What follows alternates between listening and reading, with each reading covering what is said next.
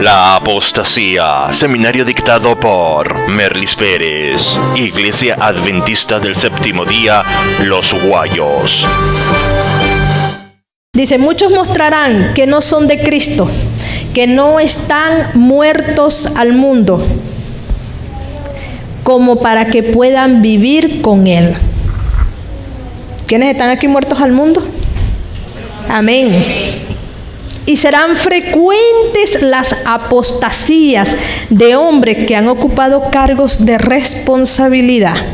¿Cómo serán las apostasías de los hombres que han ocupado cargos de responsabilidad en la iglesia? Frecuentes. Y usted dirá, bueno, yo gracias a Dios le doy que yo soy humilde, yo soy sumiso. Y yo no voy a ser un apóstata de esos. Y yo no tengo problemas con la música, yo no tengo problemas con la religión, con las doctrinas de la iglesia. Yo no tengo ese tipo de problemas, yo soy obediente, yo no tengo nada en contra de mi pastor ni de las 28 doctrinas. Yo creo en la deidad, yo no tengo ningún problema tampoco con ese asunto que de la mujer. Yo tampoco tengo problema, con nada de eso yo tengo problema. Vamos a seguir, mantengan esa idea ahí en la mente. Dice acá. Vayamos a nuestra historia como adventistas. El doctor John Kellogg fue un amigo inseparable de los White desde su juventud.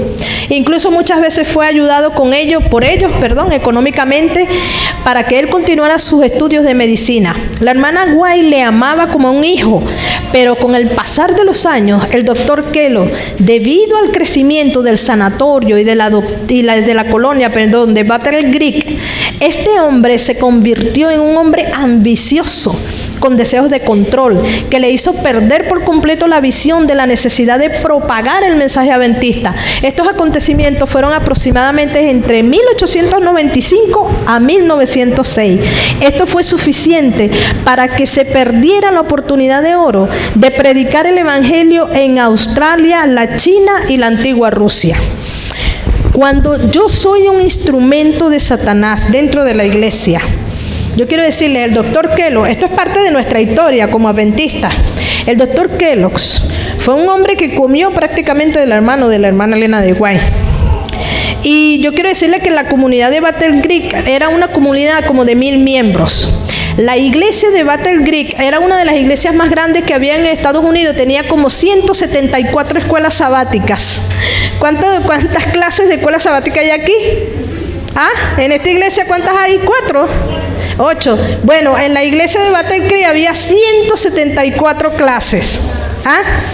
Era una zona pujante. Todos los adventistas se reunieron y se amodonaron ahí, todos se acomodaron. ¿Saben? Ese acomodamiento en Battle Creek le hizo un daño terrible a la iglesia. Entonces ahí estaba el sanatorio, ahí estaban las panaderías, ahí estaban las librerías, ahí estaban las empresas, ahí estaban las escuelas, y vivían en una comunidad como de 1000 adventistas. De hecho, le llamaban la comunidad adventista. Ahí nació, se terminó de estudiar y todo, el doctor Kellogg. Y nos cuenta la historia, que eso usted puede buscarla en la historia de nuestra iglesia, que el doctor Kellogg era un hombre brillante e inteligente. Volvemos otra vez. Y usted dirá, ay no, yo voy a dejar ese brillante. No, sino que hay que tener mucho cuidado, porque la gente brillante e inteligente es la que más usa Satanás para sus propósitos malsanos. Pero la gente brillante e inteligente también la usa Dios para cosas muy buenas. Ejemplo, apóstol Pablo. Amén. ¿Sabe? Entonces, este hombre comenzó secretamente a llenar su corazón ¿de qué? De envidia. De envidia. La hermana Elena de White lo llamaba y lo llamaba a la reflexión. Le habló muchas veces en su casa. Lo hizo derramar lágrimas. Él le lloró a la hermana Elena de White diciendo, sí, es verdad, estoy arrepentido. Y el hombre, cuando volvía al sanatorio, se le metía el demonio de la vanidad. Y tanto fue así que ese hombre acabó con todo. Usted puede leer esa historia, ¿sabe? Y esa mujer, que era una mujer de 70 y pico de años, la hermana Elena de White, no sé de cuánto era el pico, no me acuerdo, pero era una mujer que oscilaba en los 70 años. Lloró muchas veces.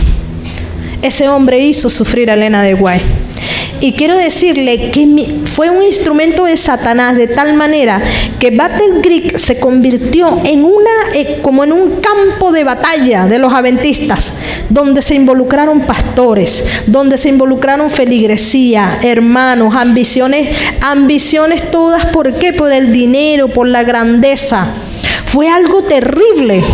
Yo leí esa historia y es bien interesante, ¿saben? Pero en el año 1900, fíjense hasta cuándo fue la pelea, desde el 1895 hasta el 1906. Pero en el año 1900 iba a pasar algo muy interesante. La hermana Elena de White ya había hablado, dirigida por el Espíritu Santo, había dicho que la iglesia tenía que prepararse y llevar el mensaje hacia afuera.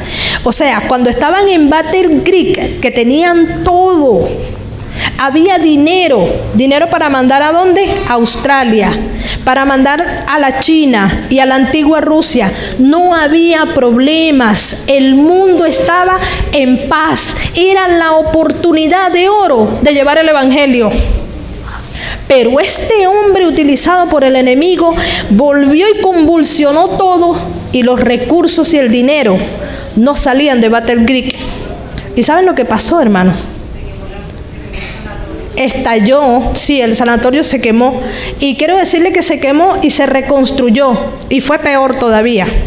Hay que leer esa historia es bien interesante. Pero lo que quiero decirle, que en el año 1900 estalló una de las guerras mundiales. ¿Y saben lo que pasó? No se pudo predicar el evangelio en Australia, no se pudo predicar en la China, y la antigua Rusia cayó porque mataron y asesinaron a los zares. Y después pasaron más de 40 años donde no se podía llevar el evangelio a esos sitios. ¿Se dan cuenta las dimensiones de cuando yo me opongo a la obra del Señor? Yo no sé dónde se va a meter el doctor Kellogg's cuando Jesús venga. Negó recursos, hizo trampas, hizo de todo, se volvió contra la hermana Elena de White.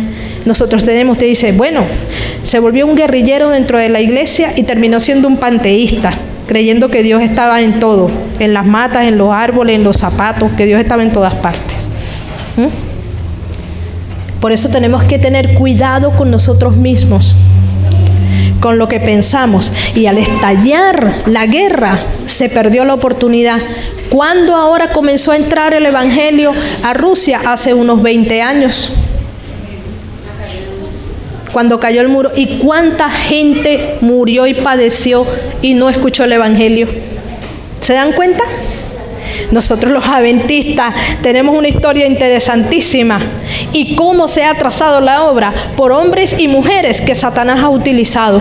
Por eso debemos, hermanos, pedirle a Dios que nosotros nunca jamás seamos un instrumento del enemigo, porque después tendremos que rendirle cuenta al Señor.